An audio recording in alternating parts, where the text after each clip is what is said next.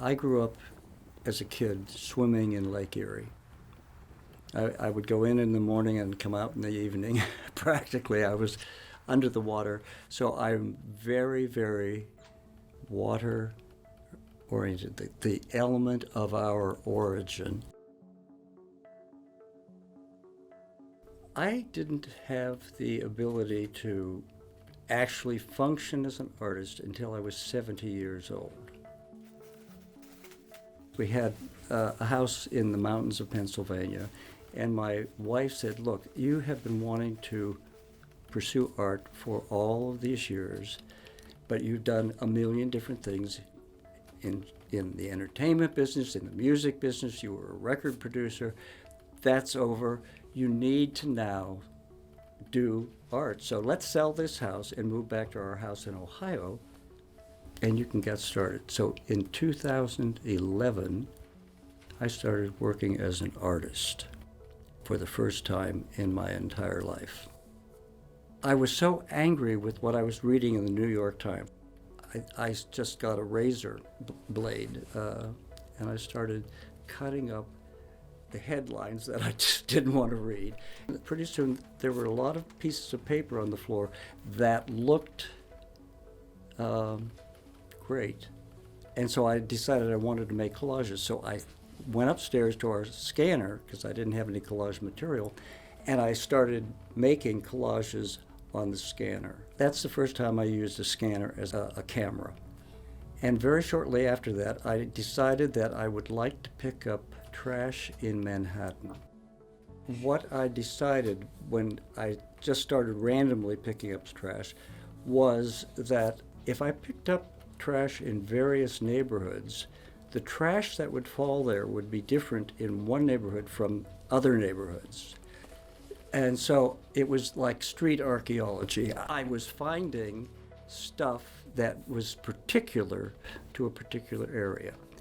And that worked out. I picked up with a little plastic bag stuff, and I would label the bag where I was when I did this. And when I brought that trash home, I just put it on the scanner exactly the way I had pictured it when I was picking it up. At first, I would be out all the time. We had a little cottage on Long Island, so I started picking up beach trash.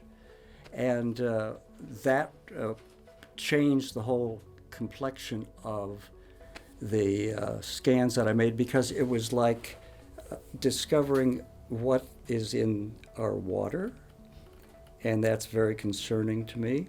I got the idea that I could make large works out of the stuff that came into the house that would be beautiful to look at, but still had an undercurrent of menace, because this stuff is all through our water systems. It is affecting our food supply. It's affecting the air we breathe. And there is that kind of, it's a little scary when you look at it. I was the son of immigrant parents. My father came from England. The ironworks near Newcastle went bankrupt, and my father's family didn't have work, so they came to Youngstown because of the steel mills. So my grandmother, grandfather, my aunts and uncles, and my grandmother's sister all came to Youngstown, and it was the fifth largest steel producing city in the whole country. So therefore the sky was orange because of the blast furnaces, and there was so much pollution that the Mahoning River, where the mills were, was hot, and it killed all the life in it. So I grew up in that kind of an environment. I feel devastated when I look at these works. We don't have a place to go when this planet doesn't support life. When it's gone, it's gone. I think a large percent of the population doesn't believe that climate change is happening, that we didn't do anything wrong. And I think a lot of people are becoming more and more aware of it. But you have to be committed to the concept that we have to do something about it. People ask me, what's it like to be retired? Aren't you happy that you just have this retirement? I always have to say, I'm not retired. I have a new job. I'm an artist now. And I'm getting chills thinking about this. I mean, it's just so energized my life.